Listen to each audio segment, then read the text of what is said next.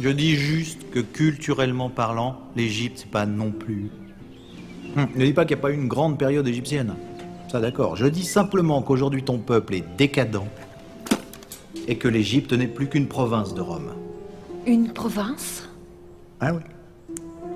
Jusqu'à nouvel ordre, ô César, ce ne sont pas les Romains qui ont construit les pyramides.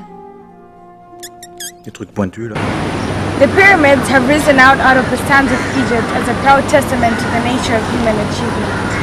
They are both monuments to that which endures and to that which fades away. The original grandeur has been sandblasted by time, but these man-made mountains, the product of many thousands of sweat and blood, now stand as fixed points in the North African landscape. They are as natural a part of it as the desert plains, the mountains, or the Great River Nile. Modern Egypt is very far removed from the ancient nation of the pyramid buildings, but still have the pyramids formed the focus from the national pride and identity. They are a legacy which has been handed down to the Egyptians from the ancestors, who believed in multiple gods and whose government was imposed by ruling dynasty. The great rulers of the dynasties were the Egyptian pharaohs, the creators of the pyramids. The pyramids and the Sphinx are the symbols of Egyptian culture. Together, these pyramids constitute the most celebrated group of monuments in the world. While the pyramids of Giza were built in the 4th dynasty, 2615 to 2500 before Christ. The first pyramid was actually built in Saqqara during the reign of King Zoser of the 3rd dynasty. The first pyramid was a step pyramid, meaning that the sides were not filled to make an even surface. Egypt, like no other land, has drawn historians, theologians, and scientists to study the pyramids. The historians are still coming up with new theories about why they were built and who built them. There are many mysteries about the pyramids that we are waiting to be unlocked. Pyramids were not built in isolation, but as a part of larger complex dedicated to the dead. The Egyptians believed that the physical body has a vital spiritual force which they call Ka. If the physical body was properly preserved and the tomb furnished with all the various objects of regular life, the Ka could return and continue its life despite the death of the Egyptians also had other means of burial practices. Many of the pharaohs were buried in the hidden temples. A famous discovery is the one of King Tutankhamun. King Chops of the 4th dynasty chose a plateau in Giza for his pyramid. He followed his father's constructions, which was the first real pyramid of Chops, was also known as the Great Pyramid. 100,000 Egyptians worked on it for 20 years before it was completed. It was the largest tomb pyramid ever built.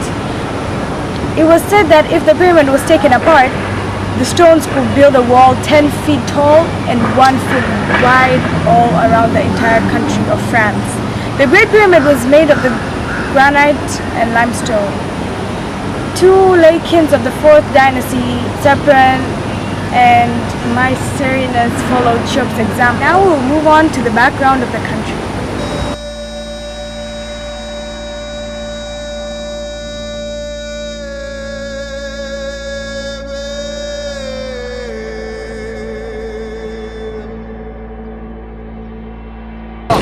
Deep in antiquity, there was one of the most powerful and mysterious civilizations, Egypt. At the time when Europe and America was still in the era of the Stone Age, ancient Egyptians built the great structures, and one of them, the Great Pyramid of Giza. The name Egypt came from the ancient Greeks, Egypta, or Egyptus. The name was taken from the designation of the whole country. In about 3100 BC, Egypt was united under a ruler known as Mana, and also known as Menes, who inaugurated the 30 pharaonic dynasties. The pyramids in Giza were built in the 4th dynasty. They testify the power of the pharaonic religion and state. Egypt is an Arabic country located in Northeast Africa. It gained independence from the British since 1922. The population of Egypt is concentrated chiefly along the fertile valley of the Nile River, because the rest of the country is largely desert.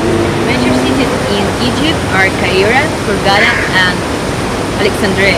The main language in Egypt is Arabic. The two main religions are Christianity and Islam. The currency in Egypt is Egyptian pound, also known as dinar. The weather in Egypt is mostly hot and dry. Non. Regarde Obélix, les couleurs sont superbes. Do you guys know what is ornamentation? Ornamentation in architecture is the action of decorating or making something more elaborate. Okay, ornamentation often applied on the columns around the entryways and the windows. Ornaments usually have symbolic meanings. A few examples of ornaments. The ascending passage, the first seen major in the pyramid, is accessed through a hole in the ceiling of the descending passage. Next, the decoration of the stunning craftsmanship. Despite millennia of plundering, the antiquities of Egypt are remarkably preserved. Lastly, the hieroglyphics inside the pyramids of Giza. A hieroglyph is a character of the ancient Egyptian writing system. Ne me perdez pas de vue, hein? Vous ne sortiriez pas vivant de ce labyrinthe. Attention, les couloirs sont très étroits. Faut pas être trop gros. Personne n'est gros. Sur votre droite, Anubis, C'est très émouvant. dieu des morts et des ténèbres.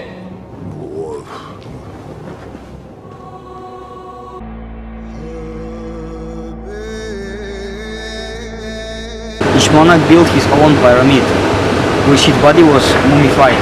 The result is the lack of sophisticated machinery. Construction of the pyramid took a lot of time. The first step of the process was taken by specialists who draw the plans on the papyrus, as well as they made a model of their project as evidence. Pyramid, unlike other type of religious construction, it required strict orientation to the cardinal points. The primary theory of how ancient Egyptians oriented most of their buildings is the true coordination of the stellar measurements. This involves building second man in the perimeter of a small circular wall would spot the wall where the star rose. Using the plumb line, he also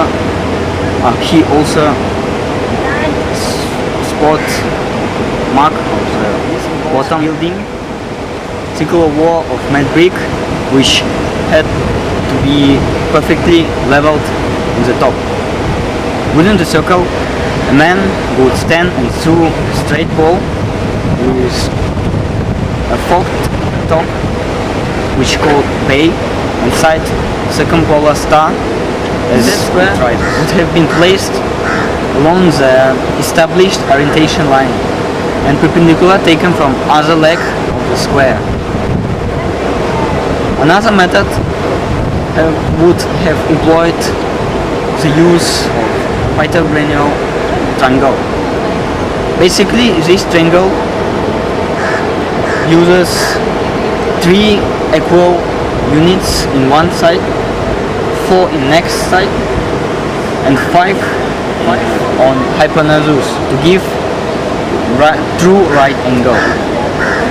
Last method possibly available early Egyptians. In this method, they used two circles which would have been sketched by rotating chord around 2 points of orientation line. Furthermore, intersection of These two circles provide right angle, and a scanning passage with the same dimensions as the scanning passage leads upward to Grand Gallery. Another horizontal passage leads to Queen's Chamber. Firstly, Queen's Chamber was initially to be a King's Chamber, but passage was too narrow and low for King's sarcophagus and was abandoned. Grand Gallery, which leads directly to King's Chamber, is 48 meters long and 8.5 meters high. King's Chamber is 5.2 to 10.8 meters and 5.8 meters high.